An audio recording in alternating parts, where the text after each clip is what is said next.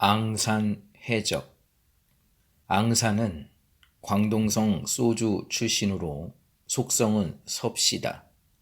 그는 선불교를 대표하는 5종파 가운데 위왕종을 창시한 인물이다.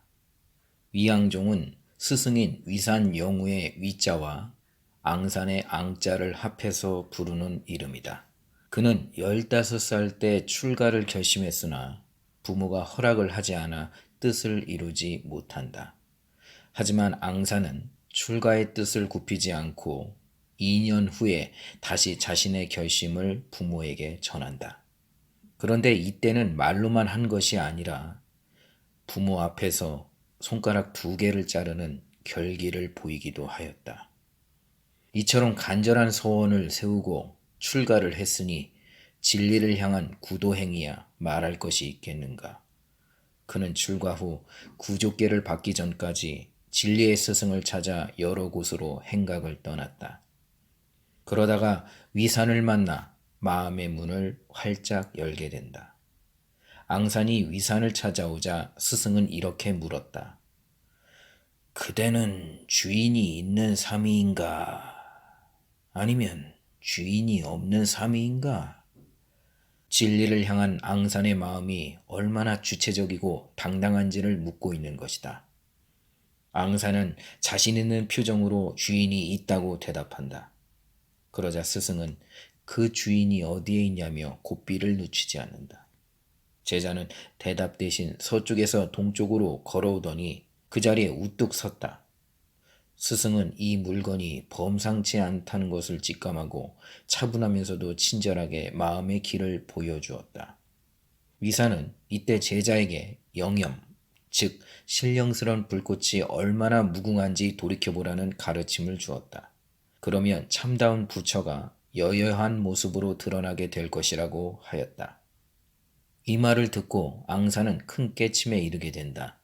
그렇다면 위산이 말한 신령스러운 불꽃은 무엇일까? 그것은 다름 아닌 불교에서 수없이 강조하고 있는 불성을 의미한다. 이 깨달음의 불꽃은 본래부터 무궁무진한데 우리들의 시선이 밖을 향하고 있기 때문에 그것을 모르고 있을 뿐이다. 따라서 시선을 안으로 돌이키면 내 안에 참 부처가 있는 그대로 드러나게 된다. 견성은 이때 찾아오는 종교적 체험이다.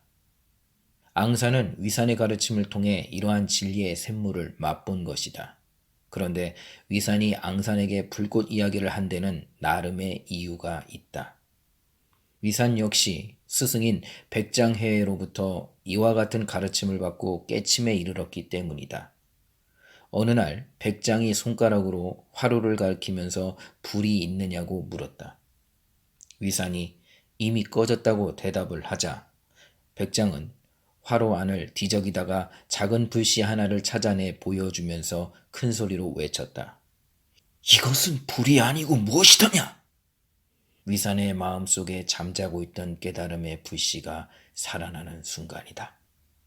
이런 체험이 있었기 때문에 위산은 제자에게 네 안에 신령스러운 불꽃을 피워야 한다고 강조한 것이다. 스승의 가르침으로 깨침에 이른 제자 역시 앙산의 관음음에 몰면서 대중들의 마음속 불씨를 살려내기 위해 온 정성을 기울였다.